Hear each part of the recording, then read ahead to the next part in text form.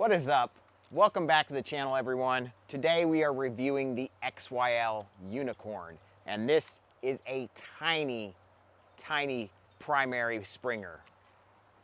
Pretty darn cool if I do say so myself.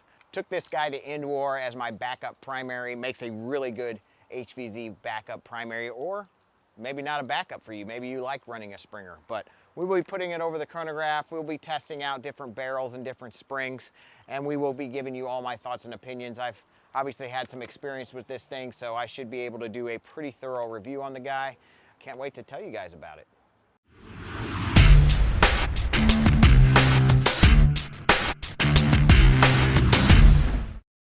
Well, everyone, it is a much nicer day today here in Indianapolis than it was last week when I reviewed the X-Shot Pro Long Shot. That was a pretty cool springer. I think this one's pretty cool itself. I think they have different purposes, so we'll see what it's all about. But when you get your XYL, it'll come in a nice shiny blue box like this. I did think that was pretty sweet. You get quite a few goodies with this thing. It can do quite a few different things, so we'll go over that. All right, so obviously the blaster is no longer inside here, but there are some other goodies that I don't have on the blaster. So we'll go over that real quick. Obviously you get your instructions there. This does require some assembly. The blaster comes in two halves. You have to attach your Picatinny rail or sorry for the locusts, they're very loud. There is an option here to put this instead of your Picatinny rail on top, to allow you to prime it from the top. So instead of having pump action, you have a top prime, and then this will be your grip here to allow you to do so. So you would attach that. You have extra hardware over here to do that also, and the instructions are here to explain all that for you. So there is a little bit of assembly required.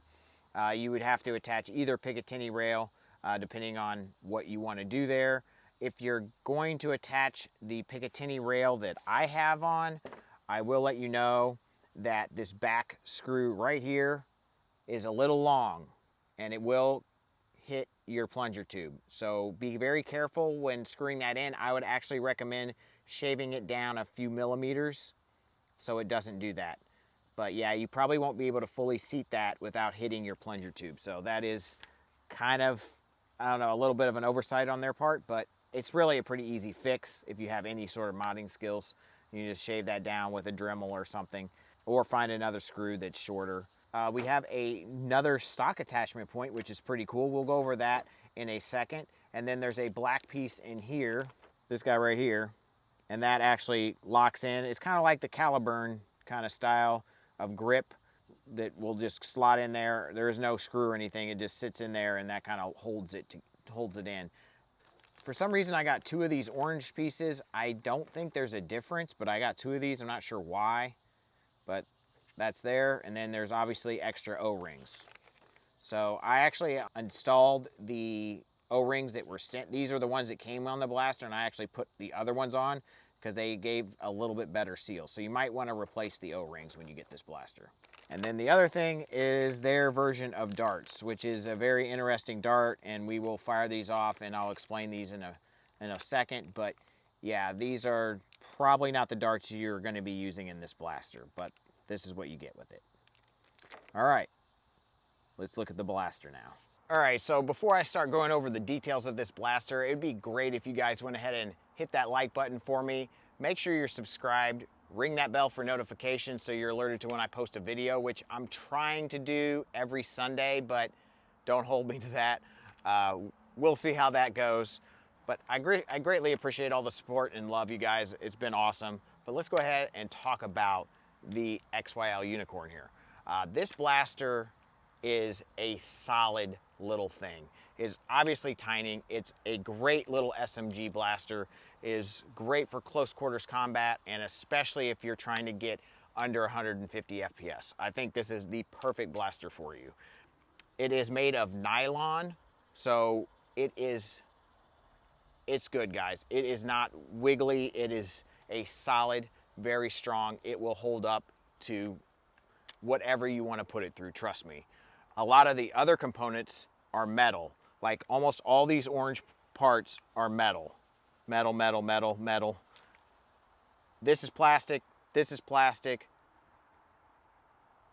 and the grip is plastic, and the foregrip is plastic. I mean, that's about it on the stock. That's about it. So, you know, solid, and this plastic is quality too. So, I mean, it's a solid blaster, you guys. Talking about the stock here, this thing is adjustable.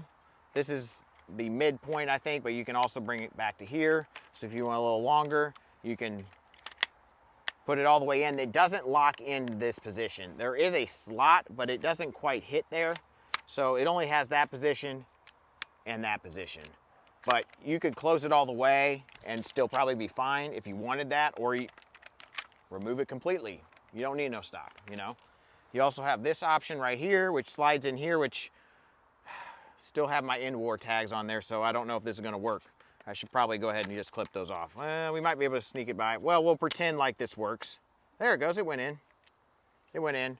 There's a plastic piece that you slide in there to lock that on, but it's steady enough for this purpose, and there you go. It's a Nerf N-Strike stock attachment point, and you can do something like that, which is, it's got a lot of flex in my opinion. I'm not a real big fan of this option, but it's an option. You could also put a bottle in there, screw on a bottle if you want more like a paintball style, paintball marker style, that's an option too. So this stock option is my favorite, although it isn't perfect. In my opinion, it's a little high up. I wish they designed it so it was lower, the aperture was lower, so I could actually use these really cool iron sights that they put in there. But I can't use them because this is too tall, like I'm up here. But if you don't care about that, if you don't care about looking through sights, this might be great for you. So that's personal preference there. That being said, there's 4 screws. You can take this off and we can design a 3D printed stock or something else, or maybe they'll design a different stock that you can slide right on, and that bring the stock option down lower. Maybe have a little bit more comfortable stock. This isn't terrible, it's just not amazing. Definitely cool that you have the ability to just unscrew that and design something else, and you could just screw it on and replace it. You can keep the hardware, so pretty awesome there. The grip is replaceable. There's 4 screws in here, so I'm not real sure what it's compatible with, and it definitely looks like a real steel grip that you could replace it with, but I'm not positive about that. I do like this grip actually, and it's a good size, like it's comfortable. It's not the most comfortable grip. It could be a little more girthy for me, but it's nice. It's not bad, and it is a good quality plastic, so that's pretty sweet. Mag release right here, really easy to get to. I didn't think I was gonna like this at first, but actually it's not bad. It's really easy for me to reach, and the mag comes right in and right out, so that's pretty awesome. It is a flared mag well. A really nice flare on that. The mag well is pretty sweet, so you can just, hopefully I can find it, but yeah, it's smooth. Tear down pins here, they're designed perfectly to the blaster. They're not too big. They're the correct size. They're tight. They don't flop around too much. They don't jiggle around. I mean, there's a little bit, but it doesn't bother me at all. I don't notice it at all. Like, okay, if that bothers you, okay. I don't notice that at all though. And it's solid. Like some teardown blasters have like some flex to them. Not the case with this thing. We do also have a Picatinny rail on top here, so you could put some sort of optic up there if you so choose. Any sort of Picatinny style sight will go up there. There's also Picatinny down here, which this grip is attached to. It is a very small piece of Picatinny. So foregrip options are gonna be slim just because of how compact this blaster is, and they designed this one specifically for this blaster, so it kind of gets you out here a little bit more, and I actually really like this foregrip. I tend to hold it like this and prime like this, so pretty good seal also. But yeah, this is a nice grip. If you want to hold it like this, you can do that. It's a little tight in there, so it just kind of depends on your style. But there's options there, and if you want some other grip, you could design your own or find one that fits there that still allows you to prime the blaster. This, if you didn't notice, has an automatic return, just like the Worker Harrier does. So it just returns on its own, and I love that so much. I love the Harrier, and I love this. this is something that I hope more people do, and I'm sure they will, on their 3D printed design blasters and just other blasters in general. I think that's really cool and just makes priming and just quicker and easier. So on this side of the blaster, you also have a trigger lock right here. It just slides down and that will lock your trigger. By the way, this is the US version of this blaster, so it does not have a slot in the plunger tube. If you're purchasing this from China directly, I believe you will get a slot in your plunger tube, and then you'd have to purchase a kit or a extra plunger tube to get the version that doesn't have the slot in it. So this is the higher FPS version. One thing I will note, there are longer barrels for this blaster. There are beefier springs for this blaster. These guys right here, so I have a 1.8 spring and a longer barrel. But if you notice, this barrel has a piece right here that is glued on. So you have to replace, you can't change out this barrel with your normal barrels we've used for most other things. Like, you have to buy this specific barrel, at least in this configuration. So that's a little disappointing. And the other thing that I don't like is it is a lot of work to change out the barrel. It is not a quick swap system for barrels. It's very easy to change out the spring. You just pull this open. There you go. Probably should have taken the mag out first, but you know, that's all it takes. And then you can just swap your spring and you're good to go.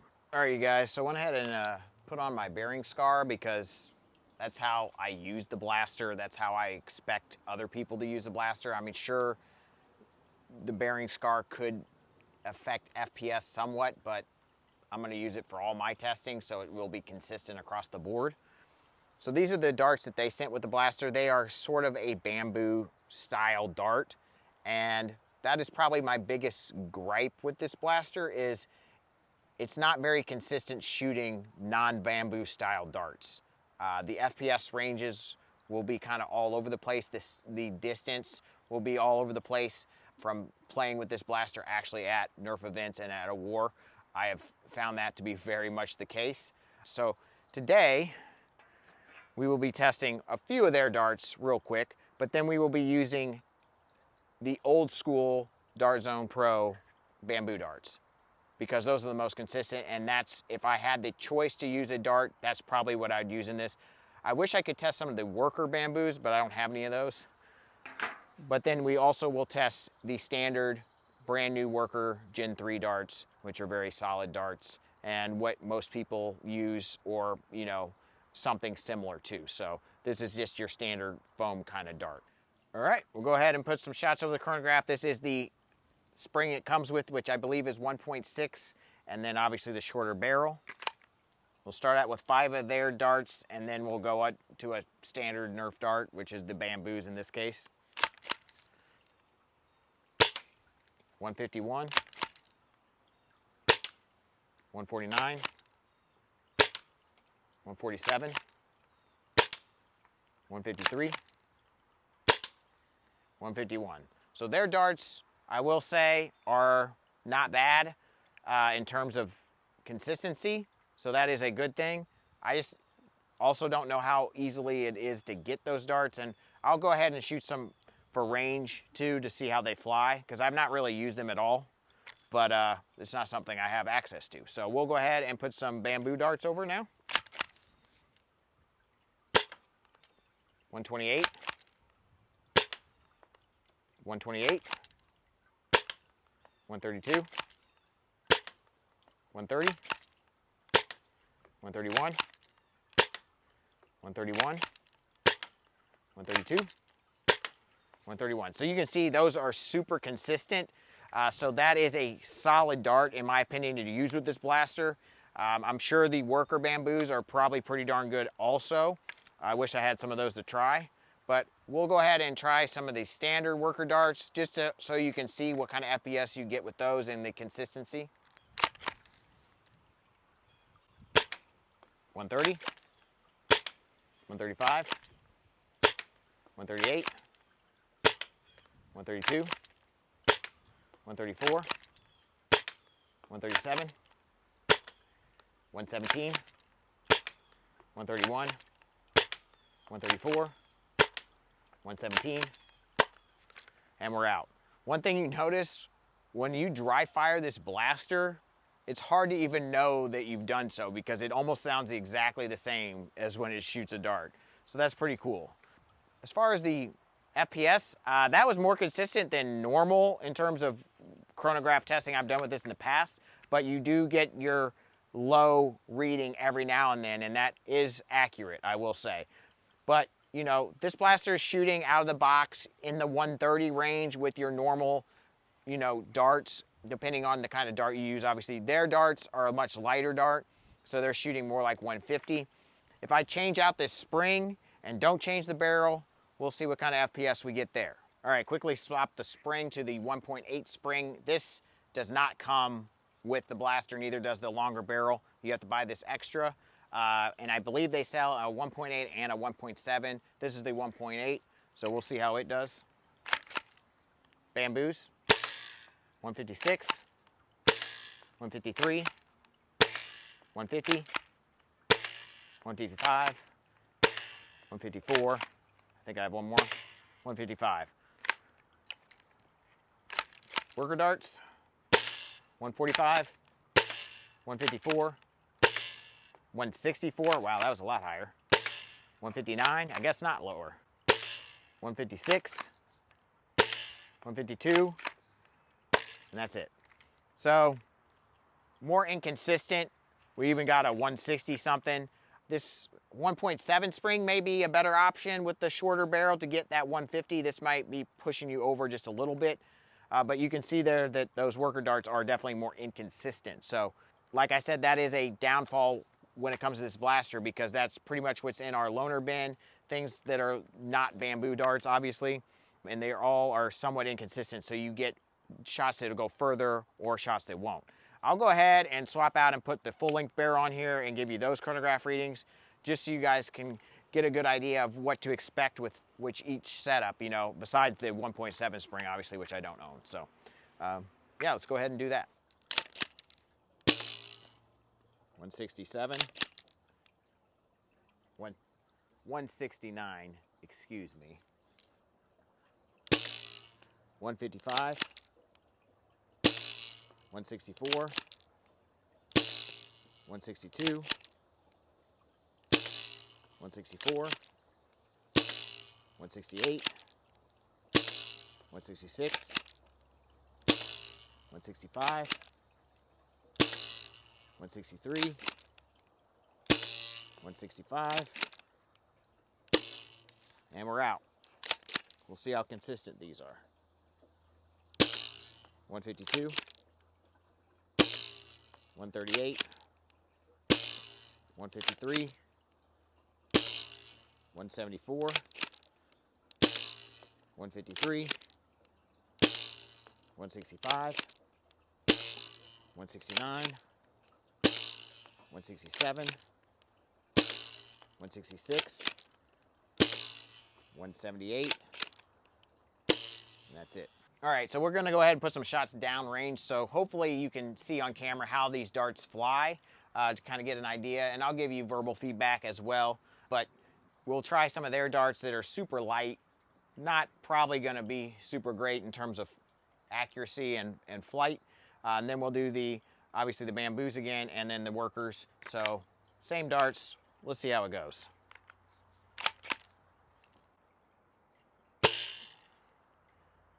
That didn't fly very far at all. It was just dead. Not good. Not great.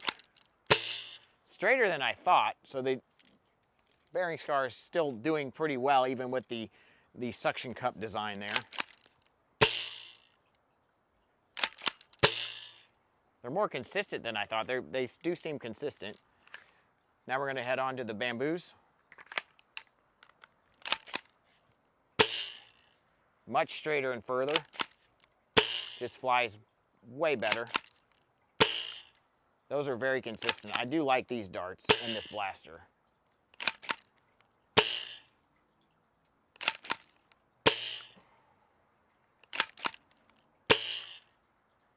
All right, now we'll switch over to some workers.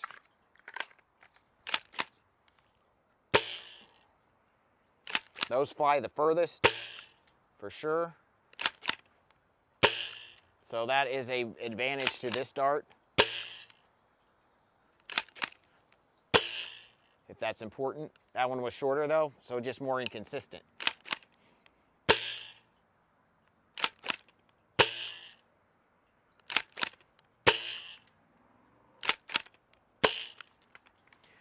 All right, guys, let's go see how those did.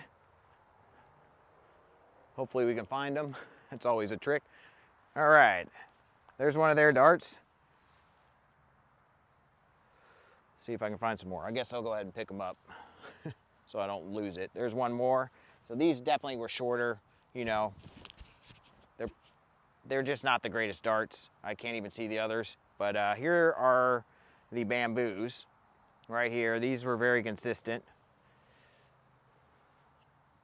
I see 3 of them at the moment. There's a few more up here. So that's in like a, I don't know, a 7-8 foot range, which is not terrible. I mean, obviously there's a little breeze too, but there's the first worker, and that one's shorter. But then the workers are much more spread out, like more of a 15 to 20 foot range maybe. And I see one here. I don't know if any went further than this. Oh, there's another one right there. So yeah, they're two pretty far. So that's kind of the distance we're talking about. This blaster is great as long as you're not competing against like 200 plus FPS.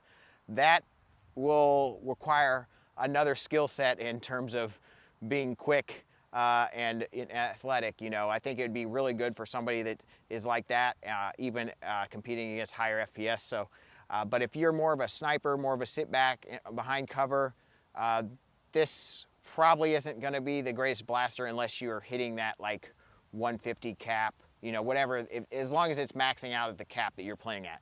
But I think it's a great blaster. I bought it specifically for HVZ because I wanted a small, light primary that was reliable, that was not 3D printed, so I could leave it in my car, and that would shoot 130 FPS. And it pretty much does that with the stock spring. It's maybe a little over, and I actually found a spring in my spring bin that was actually just a tad bit lighter, and it got me right at that 130 mark, which was perfect.